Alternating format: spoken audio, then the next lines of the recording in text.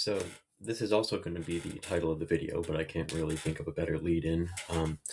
I saw the Backrooms movie on its premiere day in theaters with my friend.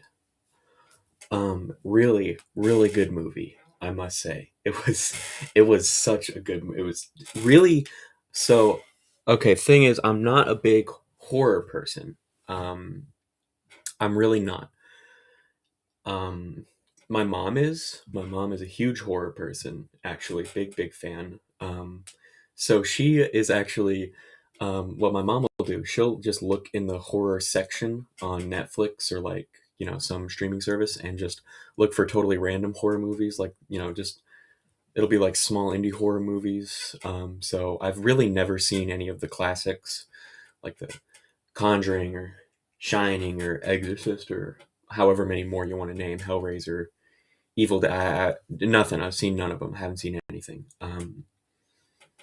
So yeah, really not a big horror person, and I just cannot do jump scares. I'm so very prone to them. It kind of sucks for me. So I went and saw the movie with my friend, and she is like a huge horror veteran. She's seen like all the classics, big horror fan. So she's like just immune to everything basically. So my viewing experience was humiliating, but this isn't a video about my viewing experience. It's just meant to be about the movie itself. And as for the movie itself, like I said, so good, but also just like so disturbing. So yeah, spoilers past this point, by the way, because I'm gonna be talking about the movie, so gonna spoil it. Um, but okay, I think there are two major themes that you can take away from Kane Parsons' interpretation of the Backrooms and like what it is. Like, well, okay. Firstly, you have just his story and his interpretations of what the Backrooms is, what it does, why. And then you have what you, as an audience member, take away from the story because we know it's not real, so we are engaging with it, and there's some kind of takeaway.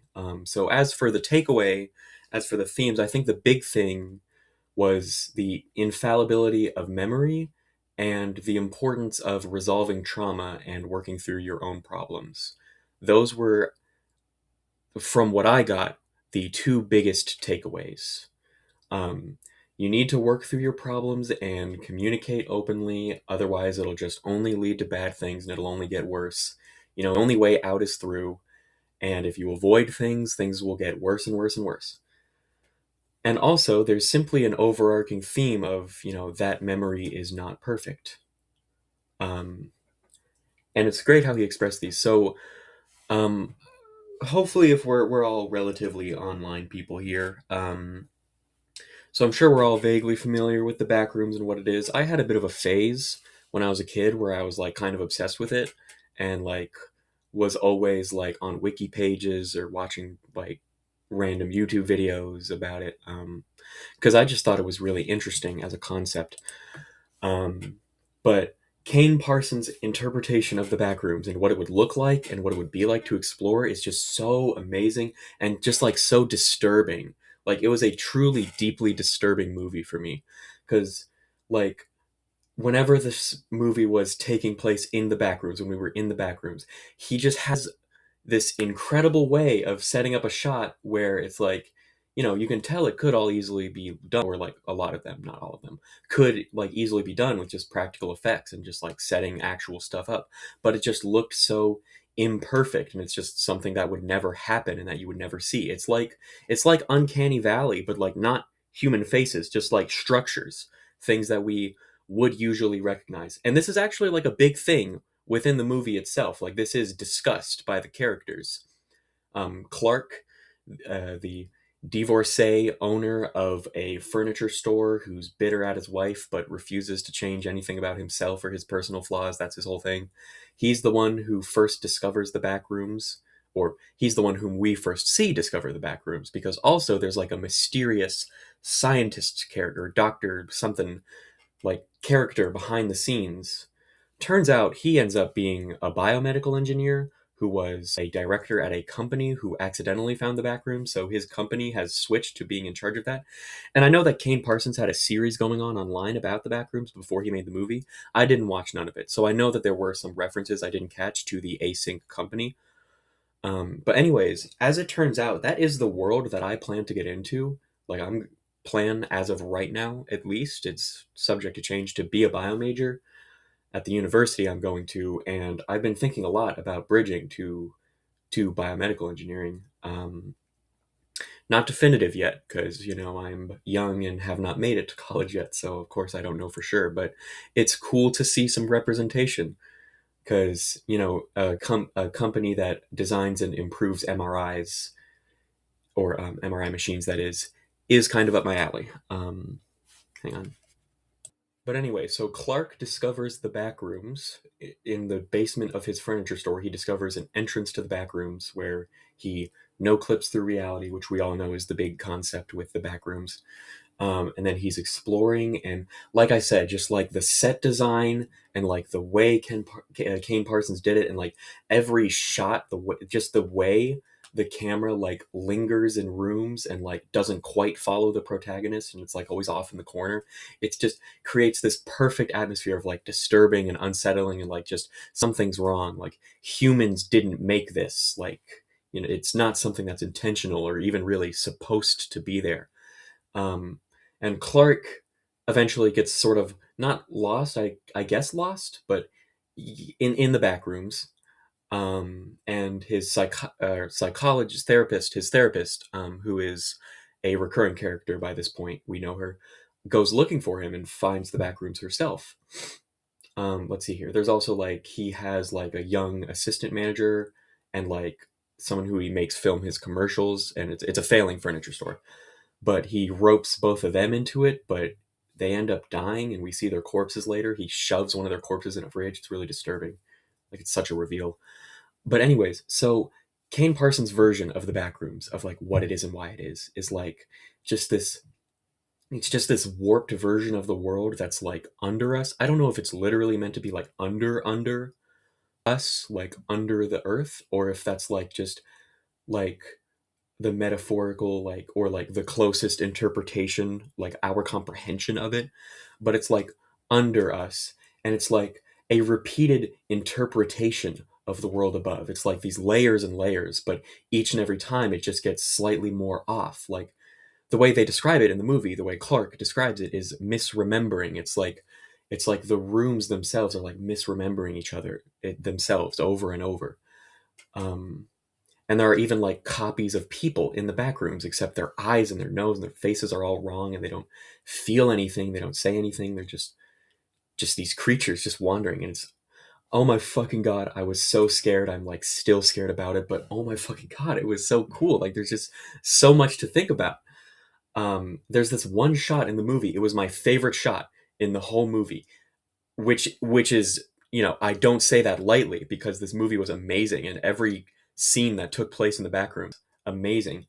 Um, but there's this one shot where it's like a room of a house, but then the camera just goes like through the floor, and it's just different rooms getting closer and closer to how the back rooms looks, but it's just different rooms over and over and over again. At one point, when we see Clark already having gone crazy, there's like this like writing on the wall and these disturbing drawings, and it says the floor plans changed again. And it's like, okay, like how often does the backrooms change? How often does it misremember itself and become some other layer and create? Does it create all these new floors and new entities, or does it just warp what's already there? How did it all get there? It's just so fucking cool.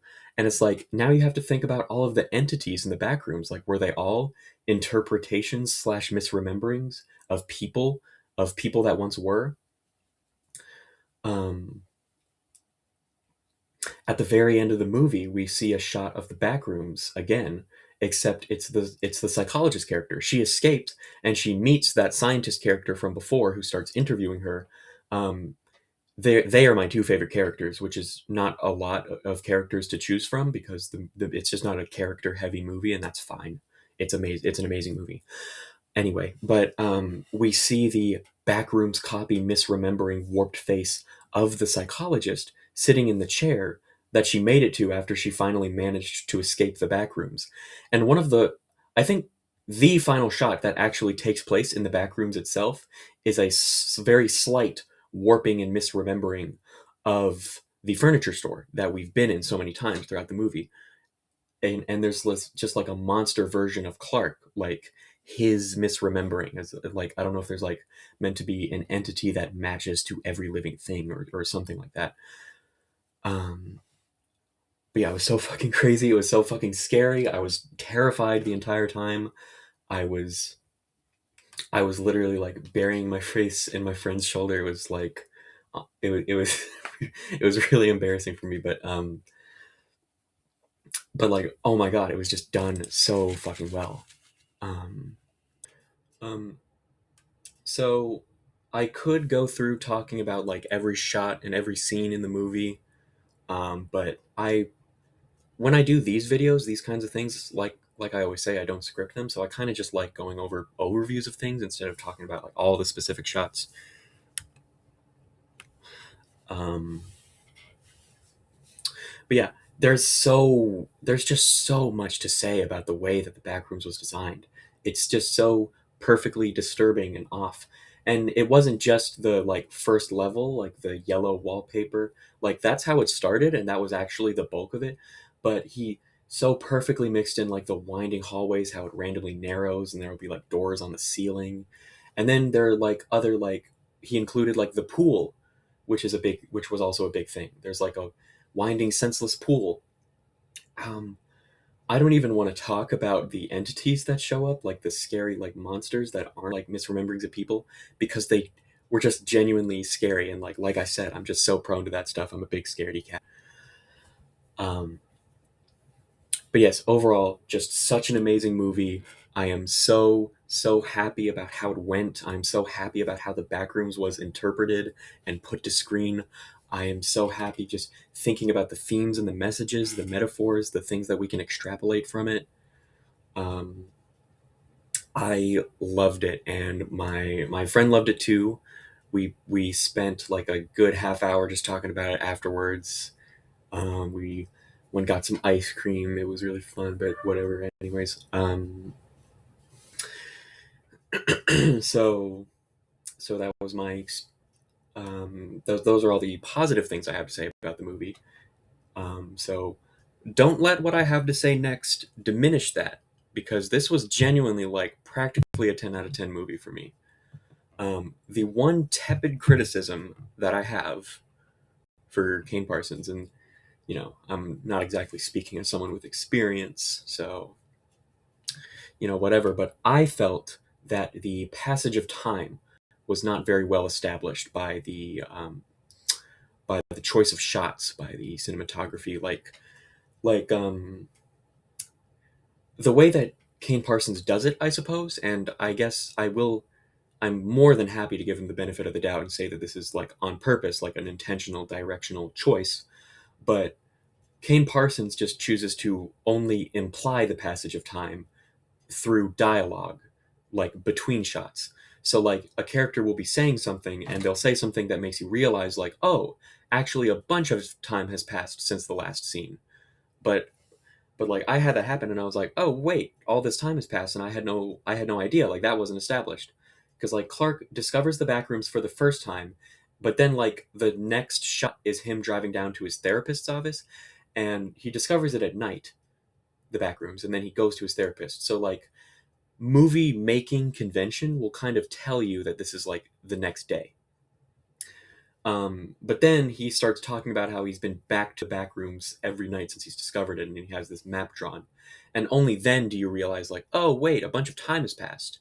He's like been down there. So like, of course, I don't know what I don't want to say I don't know what he was thinking, because that sounds very rude and condescending. But like, I don't have access to Kane Parsons' thoughts, and I don't know if he's commented on this, but I assume that this is like an intentional choice and like a new, different direction that he is taking in terms of how to communicate the passage of time in a movie, like a show don't tell type thing. Like he's showing that time has passed and not telling you. but at the same time, he could show us a little more, I guess, explicitly. Um, it's like the whole movie, because it's like based on the backrooms, and like this is a disturbing fucking thing that we don't understand. It's like a lot of the movie is really hazy, but I would personally appreciate like a little more in between scenes. Like maybe he was intentionally avoiding montages because they're so cliche, but I wouldn't have minded a montage of the backrooms and of Clark in the backrooms. That would have been totally fine by me. Um, but yeah, like I don't hate it as a choice of how to make a movie, and I was able to pick up on it. Like it didn't make it so I didn't understand the movie, because otherwise I wouldn't like it. It's just like certainly not something I'm used to in terms of like watching a movie and having that as your viewing experience. Like typically we see the passage of time much more, especially once the therapist tries to go find Clark and stumbles upon the back rooms herself, and there's like this like it felt like 10 minutes. It probably wasn't quite that long. It I mean it felt like it felt like it went on forever. It could have, like, if you told me that the scenes with the therapist and Clark together in the back rooms were like a total of half an hour of the runtime, I'd probably believe you, because they felt like forever because they were so disturbing. Because Clark's totally gone insane after losing himself in the back rooms. Just totally crazy. And I couldn't help but think to myself, wait, exactly how much time has passed? Like how long did it take for the therapist to go look for him? Has it been weeks, months? Is time different in the back room somehow? That would make sense. That could be a thing. But like, man, he has gone crazy. And he's like talking about the back rooms as if he's come to understand it. That's where we get the monologue about the misrememberings. Um, so it's like, how long has he been in there? I have no idea. And it's like on the one hand, I appreciate it as a decision, like to keep things ambiguous, but on the other, I would also appreciate it if we just knew, like, oh, this is how long he was fucking lost down there. Um, so yeah, like I said, very tepid, very mild criticism, and it's like more so like it's practically like a personal disagreement. I loved this movie. I really, really loved this movie. I loved seeing it, even though I'm really not a big horror person and probably won't be seeing another horror movie in theaters anytime soon, because I get so jumpy. This one was well worth it, and I just so highly recommend that everyone see it, and analyze it and think about the themes on their own time. I loved it. I loved it. Um, and yeah, that's the video. Goodbye.